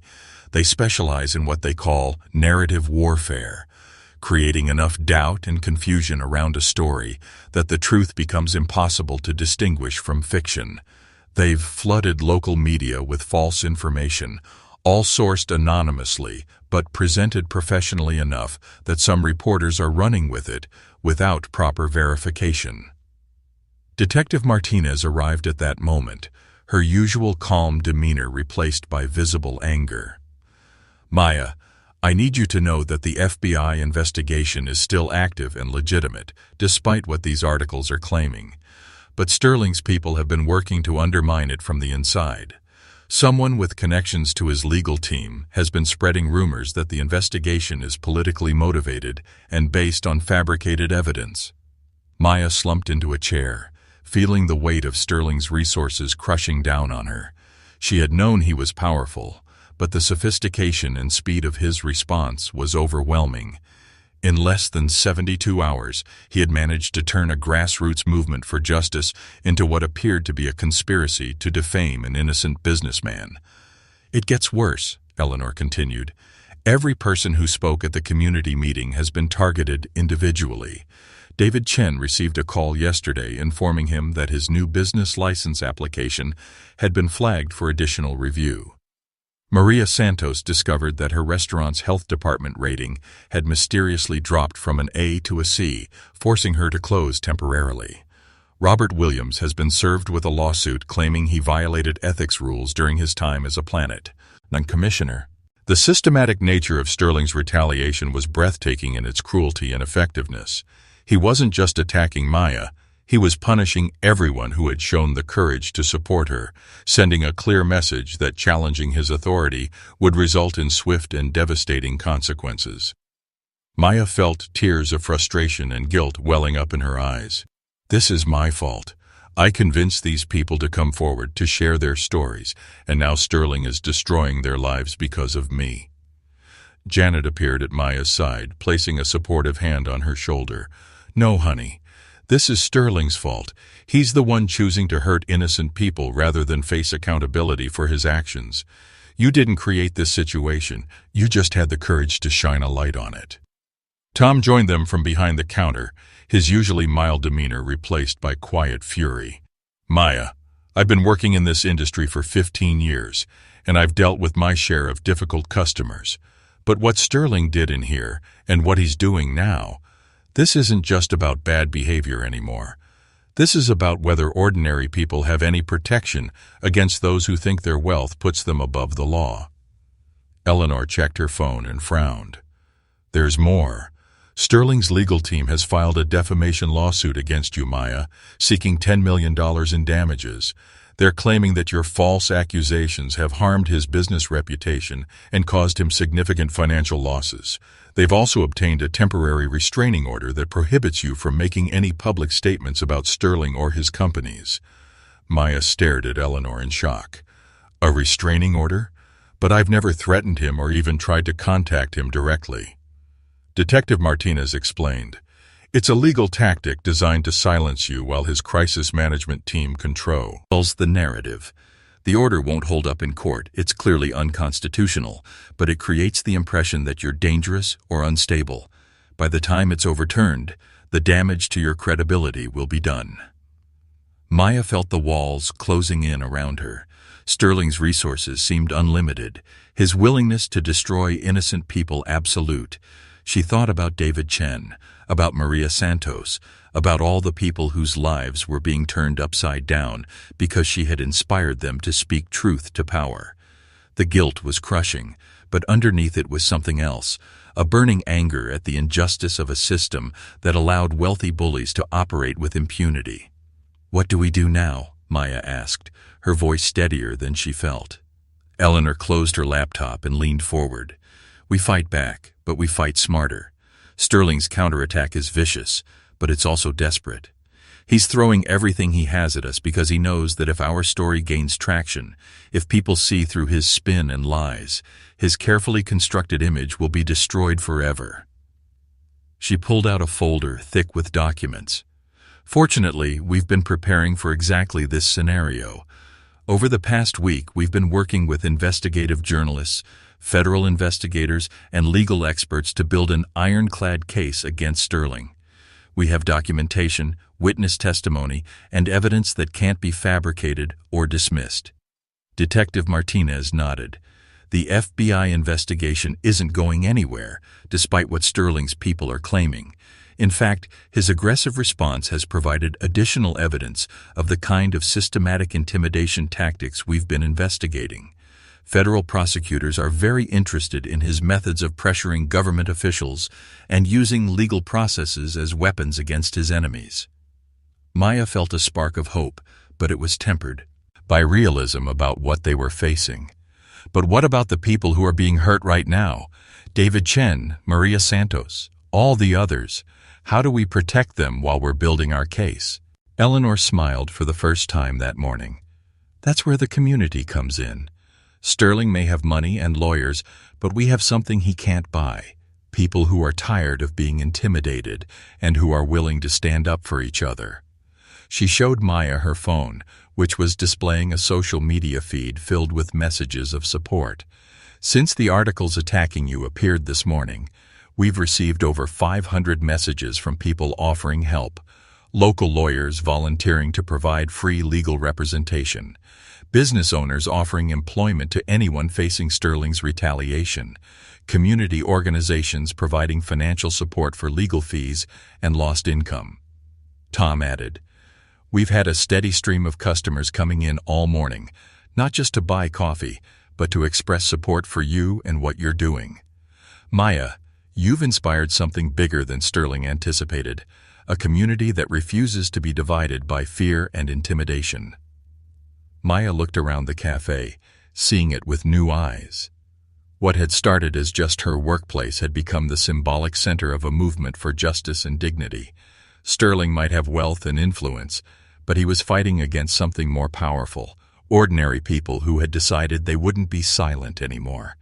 Her phone buzzed with a text message from an unknown number, and Maya's heart skipped as she prepared for another threat. Instead, she found a message that brought tears to her eyes. "I saw the news about what's happening to you. I'm a lawyer in private practice, and I'm volunteering to represent you pro bono. Sterling can't intimidate all of us. Stay strong. Sarah Chen, David's daughter." Maya showed the message to Eleanor, who smiled with genuine warmth. "You see, Sterling thinks he can isolate you, make you feel like you're fighting alone against impossible odds. But every attack he makes reveals his true character to more people, and every revelation creates new allies for our cause." Detective Martinez stood up, checking her watch. I need to get back to the station, but Maya, I want you to remember something. You didn't start this fight. Sterling did, years ago, when he decided that his wealth gave him the right to abuse and intimidate others. You just had the courage to fight back, and that courage has inspired others to do the same. As Detective Martinez left, Maya turned to Eleanor with determination blazing in her eyes. What's our next move? How do we turn this counterattack into an opportunity to expose Sterling's real methods? Eleanor gathered her materials, her expression shifting from defensive to offensive. We hold a press conference, tomorrow morning, 10 a.m., in front of City Hall. We present all our evidence publicly, we let the victims tell their stories in their own words, and we challenge Sterling to defend his actions in the light of day rather than hiding behind lawyers and spin doctors. Maya felt her pulse quicken with a mixture of excitement and terror. A public press conference would put everything on the line. There would be no going back, no possibility of quietly resolving the conflict, but it would also force Sterling to respond to their accusations directly, rather than allowing him to control the narrative through anonymous sources and manufactured controversy. Won't that play right into his hands? Maya asked. He's already painted us as attention seekers and extortionists. Won't a press conference just reinforce that narrative? Eleanor shook her head firmly. Only if we let him control the message. But we have something he doesn't. The truth, told by real people who have lived through his intimidation. When David Chen stands up and describes how Sterling destroyed his business. When Maria Santos explains how her family restaurant was targeted with fake health violations. When you tell the world about what you witnessed in this cafe, that's not spin or manipulation. That's documented reality. Janet had been listening intently to their conversation, and now she stepped forward with an expression of fierce determination. Maya, I want to speak at that press conference too. I was here that morning, I saw everything Sterling did, and I'm tired of watching him hurt good people while hiding behind his wealth and lawyers. Tom nodded in agreement. Count me in as well. Sterling thinks he can intimidate service workers because we're supposedly expendable, easily replaceable. It's time to show him that we're not afraid of his threats, and that we have voices too. Maya felt overwhelmed by the support of her coworkers, but also acutely aware of the risks they would be taking. Janet, Tom, I can't ask you to put your jobs and your families at risk for my fight. Janet placed her hands on Maya's shoulders, her expression gentle but unyielding. Honey, this stopped being just your fight the moment Sterling walked into our cafe and decided that his money gave him the right to humiliate another human being. Every one of us who works in service industries has dealt with customers who think they can treat us like dirt because we're not important enough to matter. You stood up to that attitude, and now we're all standing up with you. Eleanor pulled out her phone and began making calls to organize the press conference, while Maya helped Tom and Janet prepare for the morning rush. Despite the chaos and uncertainty surrounding them, the routine of serving coffee and interacting with customers provided a sense of normalcy that Maya desperately needed. Each friendly interaction with a regular customer, each expression of support from a stranger who had heard her story, reinforced her conviction that she was fighting for something larger than herself. Around 9 a.m., Margaret Chen arrived unexpectedly, her expression mixing professional concern with personal admiration. Maya braced herself for another difficult conversation about corporate policy and liability concerns, but Margaret surprised her by requesting a private meeting not to discuss employment issues, but to offer support. Maya, I need you to know that what's happening to you has not gone unnoticed at the corporate level, Margaret said as they sat in the small office behind the main counter. The company has been receiving pressure from Sterling's people to terminate your employment, but it's also been receiving overwhelming support from customers and community members who see you as someone standing up for basic human dignity. Maya felt a surge of relief. She had been dreading the possibility that Sunrise Cafe would be forced to let her go to protect their other employees and locations from Sterling's retaliation. Does that mean the company is going to support me publicly? Margaret's expression was honest, but cautious. Officially, the company cannot take sides in a personal dispute between an employee and a customer. But unofficially, management recognizes that you were defending yourself and a coworker against unacceptable behavior, and that Sterling's subsequent actions have been far out of proportion to the original incident. She handed Maya an envelope. This is a letter from the CEO confirming that your employment is secure regardless of external pressure, and that the company will provide legal support if Sterling attempts to use his influence to harm Sunrise Cafe as retaliation against you. We may not be able to fight your battle for you, but we're not going to let you fight it alone. Maya opened the letter, feeling tears of gratitude as she read the formal but unmistakably supportive language. Having corporate backing didn't guarantee victory against Sterling, but it removed one major source of vulnerability that could have been used to pressure her into silence. The morning progressed with an almost surreal sense of normalcy, punctuated by moments of high tension. Regular customers stopped by to express support, while others seemed carefully neutral, perhaps afraid of being caught in the crossfire between Maya and Sterling. Around 11 a.m., a well-dressed woman in her 40s approached the counter with the kind of hesitant energy that suggested she had something important to say. "Excuse me, are you Maya Thompson?" the woman asked quietly. Maya nodded, immediately alert for signs of hostility or threat. But the woman's expression was sympathetic, even admiring. "My name is Patricia Hoffman. I work as an administrative assistant for the city planning department, and I wanted you to know that what you're doing, standing up to Richard Sterling, it means more than you might realize." Patricia glanced around nervously before continuing. "Sterling has been pressuring city employees for years, demanding special treatment for his development projects, threatening to have people fired if they don't approve his permit applications quickly enough. Most of us just keep our heads down and do what he wants because we need our jobs and we know he has connections throughout city government." Maya felt her anger rekindling as she listened to yet another account of Sterling's systematic abuse of power. "Have you reported his behavior to anyone?" Patricia's laugh was bitter. "Report it to whom? Sterling sits on the mayor's advisory committee. He's donated hundreds of thousands of dollars to local political campaigns, and his company provides jobs for thousands of people. Who's going to risk their career to investigate complaints against someone that influential?" But then Patricia's expression shifted, becoming more hopeful. "But seeing you stand up to him, seeing the community rally around you, it's making people think that maybe we don't have to just accept his intimidation forever. Maybe if enough of us speak up together, we can finally hold him accountable." Maya leaned forward, sensing an opportunity. "Patricia, would you be willing to tell your story publicly, to describe how Sterling has been pressuring city employees?" Patricia was quiet for a long moment, clearly weighing the risks against her desire for justice.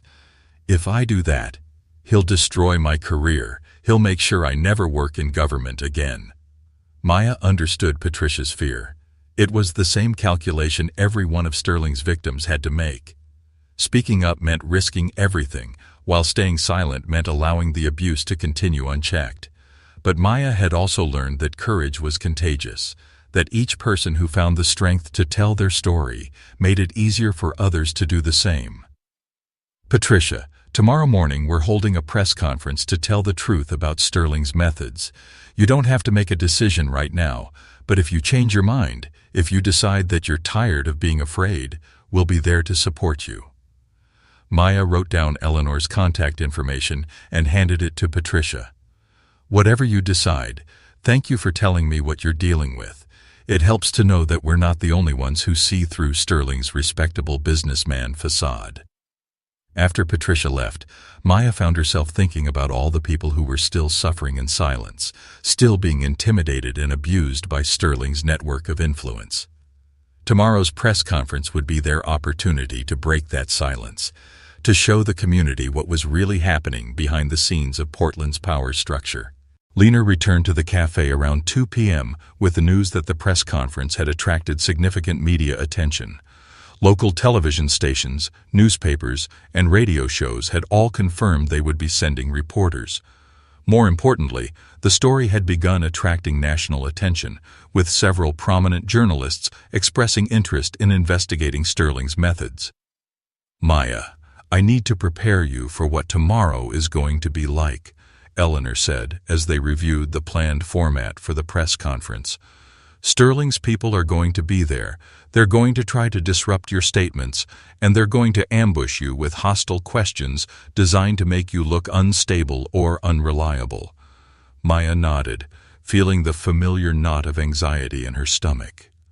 But she also felt something new, a sense of readiness, of having prepared for this moment through weeks of smaller battles and growing confidence. "What do I need to do to be ready?" Eleanor handed her a folder containing talking points, timeline of events, and strategies for handling difficult questions. "Be honest, be specific, and don't let them bait you into emotional responses that can be taken out of context. Tell your story simply and clearly, let the other victims tell theirs, and trust that people will recognize the truth when they hear it." As Maya reviewed the materials, she realized that tomorrow's press conference would determine not just her own future, but the future of everyone who had found the courage to challenge Sterling's authority. If they succeeded in exposing his methods and building public support for accountability, it could create lasting change in how powerful people were allowed to treat ordinary citizens. If they failed, if Sterling's counterattack succeeded in discrediting their movement, it would send a message that wealth and influence were indeed above chal. But Maya no longer felt the crushing weight of fighting alone against impossible odds. She had allies now: Janet and Tom, Eleanor and Detective Martinez, David Chen and Maria Santos, and hundreds of community members who had expressed support for their cause. Sterling might have money and lawyers, but they had something more powerful: the unshakable conviction that everyone deserved to be treated with dignity and respect, regardless of their position in society's hierarchy. As her shift ended that evening, Maya looked around the cafe one more time, remembering the morning 3 weeks ago when she had walked in as a nervous new employee, hoping to make a good impression. That woman seemed like a stranger now, someone who had not yet discovered her own capacity for courage, who had not yet learned that standing up for what's right could inspire others to do the same. Tomorrow, Maya would face the most important challenge of her life, but she would face it with the strength that comes from knowing that some battles are worth fighting, regardless of the personal cost, and that ordinary people have more power than they realize when they refuse to be intimidated by those who mistake wealth for worth. The Reckoning. The morning of the press conference dawned crisp and clear, with the kind of October sunshine that made Portland's downtown buildings gleam like beacons against the blue sky. Maya arrived at City Hall at 8:30 a.m., 2 hours before the scheduled event, to find that Eleanor and her team had already transformed the front steps into a professional media staging area. A small podium stood ready with microphones from multiple news outlets, while several camera crews were setting up equipment and testing sound levels. But what struck Maya most powerfully was the crowd that was already gathering. She had expected reporters and curious onlookers, but the scene before her looked more like a community rally than a simple press conference. Dozens of people were holding signs reading, "Dignity for all workers," "End workplace bullying," and "No one is above accountability." Many faces were familiar from the community center meeting, but there were also many she didn't recognize. People who had been inspired by her story to take a public stand against the culture of intimidation that Sterling represented.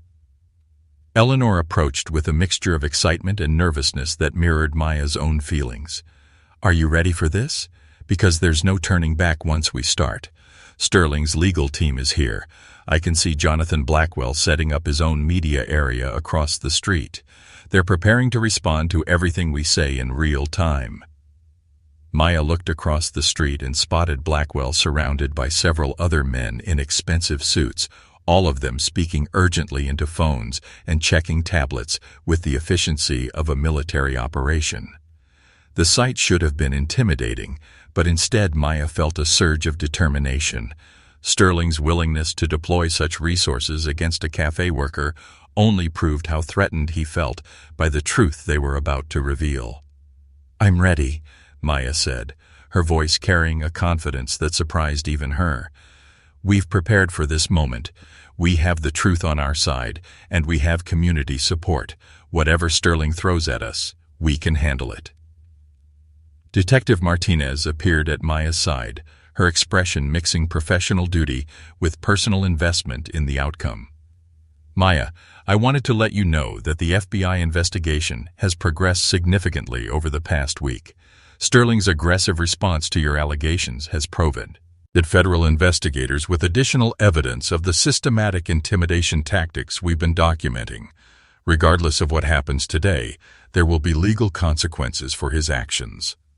This news provided Maya with an additional sense of security. Even if Sterling succeeded in discrediting her personally, the legal machinery was already in motion to address his pattern of abuse.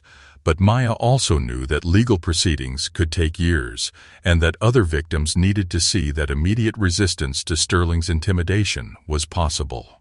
As 10 a.m. approached, the crowd continued to grow. Maya spotted David Chen near the front, standing with quiet dignity beside his daughter Sarah, the lawyer who had volunteered to represent Maya.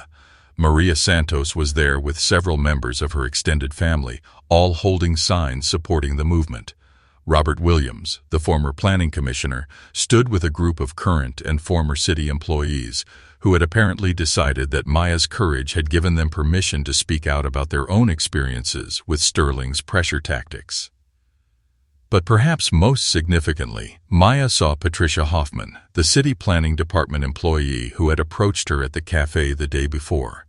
Patricia was standing slightly apart from the main crowd, clearly nervous but determined, holding a folder that Maya suspected contained documentation of Sterling's attempts to pressure city government. Eleanor stepped to the podium at exactly 10 a.m., her professional demeanor commanding immediate attention from the assembled reporters and cameras. "Thank you all for coming this morning. We are here to tell the truth about a pattern of intimidation, harassment, and abuse of power that has been allowed to continue for too long in our community." She gestured toward Maya, who stepped forward feeling the weight of dozens of cameras and the intense scrutiny of reporters who would broadcast her words across the region. 3 weeks ago, Maya Thompson was a new employee at a local cafe who witnessed a customer treating her coworker with shocking cruelty and disrespect. When she asked that customer to behave appropriately, she had no idea that she was challenging someone who would use every resource at his disposal to destroy her life and silence her voice. Maya took the microphone, looking out at the crowd of supporters, the array of media equipment, and the cluster of Sterling's representatives across the street. For a moment, she felt overwhelmed by the magnitude of what was happening. A simple act of standing up to a bully had grown into a community movement that was now attracting regional and national attention. "My name is Maya Thompson, and I am here today not as a victim, but as someone who refuses to be silenced by intimidation," Maya began, her voice carrying clearly across the plaza.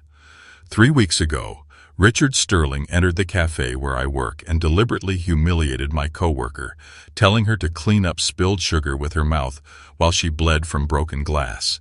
When I asked him to treat her with basic human dignity, he threatened my job and my future in this city. Maya paused, seeing nods of recognition and expressions of outrage among the crowd. "What I've learned since then is that my experience was not unique. Richard Sterling has been using his wealth and influence to intimidate and silence people throughout our community for years. He has targeted small business owners, city employees, nonprofit leaders, and working families, anyone who dares to challenge his authority or refuse his demands." She gestured toward the other speakers who were waiting their turn. "Today you will hear from people whose lives have been turned upside down by Sterling's retaliation tactics. You will hear evidence of systematic abuse of power that goes far beyond one rude interaction in a coffee shop. And you will see that when ordinary people find the courage to stand together, even the most powerful bullies can be held accountable." Maya stepped back from the microphone to thunderous applause, feeling a sense of relief and accomplishment. She had delivered her statement clearly and powerfully, setting the stage for the testimonies that would follow. But she also knew that Sterling's representatives were already preparing their response and that the real battle was just beginning. David Chen approached the podium next, carrying himself with the dignity of someone who had lost everything but had refused to be broken. "My name is David Chen, and 3 years ago, Richard Sterling destroyed my business and forced me to leave Portland because I wouldn't sell him my building for half its value." Chen's voice was calm and measured as he described the systematic campaign of harassment that had destroyed his electronics repair shop, the mysterious health department violations, the fire department citations, the zoning disputes that appeared overnight and disappeared as soon as he agreed to sell. But what made his testimony particularly powerful was his detailed documentation of the coordination between different government agencies and Sterling's development company. "I have here copies of emails, phone records, and meeting schedules that show how Sterling's associates coordinated with city officials to pressure my business," Chen said, holding up a thick folder. "This wasn't random bureaucratic harassment. This was a deliberate campaign to force me out of a building that Sterling wanted for his own purposes." Maria Santos followed Chen to the podium, her extended family standing proudly behind her as she described how her restaurant had been targeted with false health department violations after she refused Sterling's demand for free catering. Her testimony was particularly emotional as she described the impact on her employees and customers, but it was also meticulously detailed, with documentation showing the timing and coordination of the supposed violations. One by one, other victims stepped forward to tell their stories. Robert Williams described how his opposition to one of Sterling's development projects had resulted in a recall campaign funded by anonymous donors who were later traced to Sterling's network. Jennifer Park explained how her nonprofit organization had lost major donors after criticizing Sterling's gentrification tactics. Each testimony built on the others, creating a comprehensive picture of systematic intimidation that was impossible to dismiss as coincidence or misunderstanding. But the most powerful moment came when Patricia Hoffman approached the podium, her hands trembling slightly as she adjusted the microphone.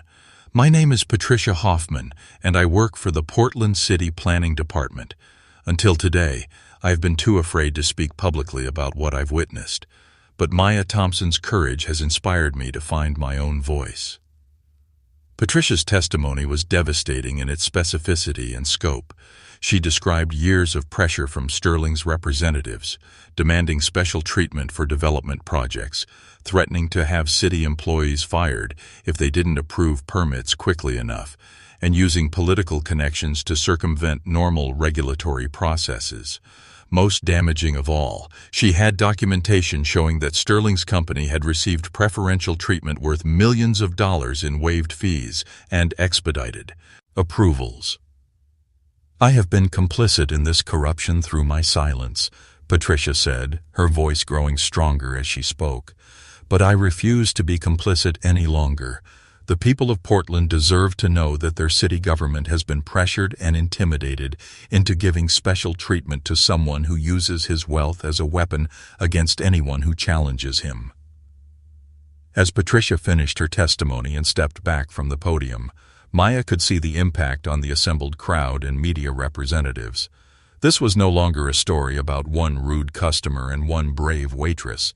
It was a comprehensive exposé of corruption and abuse of power that implicated multiple levels of city government and business leadership.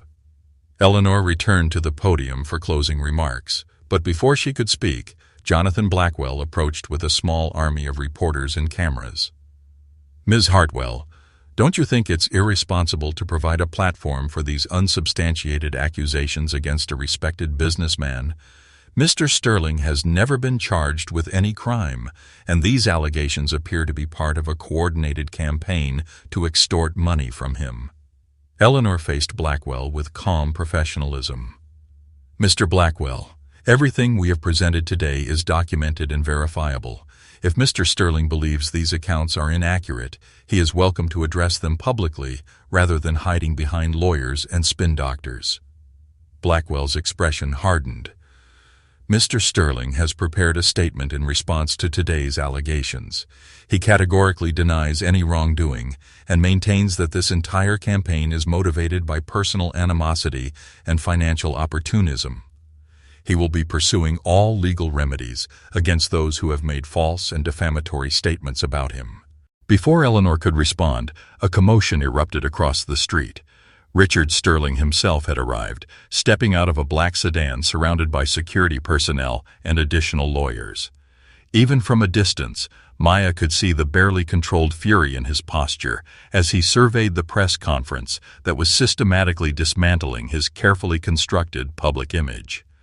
Sterling strode across the street with the confidence of someone accustomed to controlling every situation through sheer force of will and wealth. The crowd parted as he approached the media area, some people shrinking back while others stood their ground with expressions of defiance. "Ladies and gentlemen," Sterling announced in a voice that carried across the plaza, "you are witnessing a coordinated attack on a business leader who has contributed millions of dollars to this community's economic development. These people are not victims. They are opportunists seeking to profit from false accusations and manufactured controversy." Sterling's presence transformed the press conference into a direct confrontation. Maya found herself face to face with the man who had spent 3 weeks trying to destroy her life, and she felt the same surge of anger and determination that had carried her through their original encounter in the cafe. "Mr. Sterling," Maya said, stepping forward before anyone could stop her, "if these accusations are false, then explain why you told my coworker to clean up sugar with her mouth. Explain why you ground that sugar under your shoe while she bled from broken glass. Explain why you threatened my job because I asked you to treat another human being with dignity."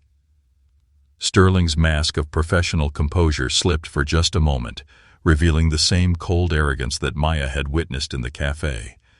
"Young lady, you have no idea what you've gotten yourself into.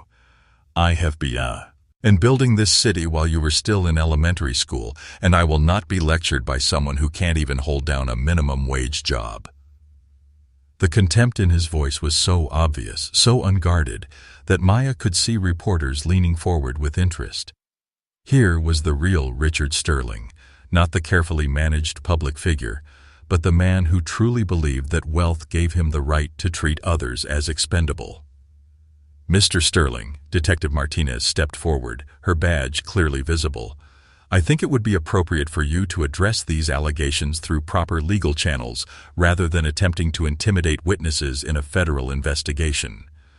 Sterling's eyes widened as he realized that his spontaneous decision to confront the press conference had resulted in him making threatening statements in front of dozens of cameras and reporters. His lawyers immediately moved to damage control mode, hustling him away from the microphones while issuing no-comment statements to pursuing reporters. But the damage was done. Sterling's unguarded response had perfectly illustrated the attitude and behavior that Maya and the other victims had been describing. His contempt for minimum wage workers, his assumption that wealth gave him authority over others, his instinctive resort to intimidation when challenged, all of it had been captured on camera and broadcast to the community. As the formal press conference concluded and reporters dispersed to file their stories, Maya found herself surrounded by supporters offering congratulations and expressing amazement at what had been accomplished. But Maya's attention was focused on the group of Sterling's representatives who were engaged in urgent conversations across the street, clearly struggling to contain the public relations disaster that their client had just created. Eleanor approached with a mixture of triumph and concern. "Maya, you did something remarkable here today. You not only told your story powerfully, but you inspired others to tell theirs. More importantly, you managed to provoke Sterling into revealing his true character in front of the entire media establishment." Maya nodded, feeling emotionally drained, but also strangely energized. "What happens now?" Detective Martinez joined them, checking her phone for updates. "Now the real work begins. The federal investigation will accelerate based on what was revealed today, particularly Patricia Hoffman's documentation of corruption in city government. The media coverage will put additional pressure on local officials to address Sterling's influence, and most importantly, other victims will see that it's possible to stand up to his intimidation. As Maya walked back toward Sunrise Cafe that afternoon, she reflected on the journey that had brought her to this moment. 3 weeks ago, she had been a nervous new employee, hoping to blend in and avoid causing problems. Today, she had stood before cameras and challenged one of the most powerful men in Portland to account for his actions. The battle was far from over. Sterling would undoubtedly escalate his attacks, and there would be legal proceedings, media battles, and continued attempts at intimidation. But something fundamental had changed in Portland that morning. The culture of silence and fear that had allowed Sterling to operate with impunity had been broken, replaced by a community of people who were no longer willing to accept that wealth placed anyone above accountability. Maya's phone buzzed with messages from supporters, interview requests from national media outlets, and updates from Eleanor about the federal investigation. But the message that meant the most came from Janet at the cafe. Saw the press conference on TV. You were incredible. Your usual table is waiting for you. We saved your favorite coffee and a piece of cinnamon roll. Welcome home, Maya. You've changed everything. As Maya pushed through the door of Sunrise Cafe, the bell chiming its familiar welcome, she was greeted by spontaneous applause from customers and coworkers alike. She had left that morning as a young woman fighting for her dignity and her job. She returned as someone who had proven that ordinary people possess extraordinary power when they refuse to be intimidated by those who mistake wealth for worth. The real victory wasn't in the media coverage or the federal investigation, though those were important. The real victory was in the faces of people who had found their voices, who had discovered that they didn't have to accept being treated as less than human, who had learned that courage was contagious and that communities could stand together against even the most powerful bullies. Richard Sterling had thought he was attacking one insignificant waitress who had dared to challenge his authority. Instead, he had awakened a movement that would hold him and others like him accountable for their actions. Maya Thompson had stood up for what was right, and in doing so, she had reminded everyone that dignity, respect, and justice were not privileges to be granted by the wealthy. They were rights that belonged to every human being, regardless of their position in society's hierarchy. The story was far from over, but Maya knew that whatever came next, she would face it with the strength that comes from standing on the right side of justice, surrounded by a community of people who had learned that together they were more powerful than any individual bully, no matter how much money he had in the bank.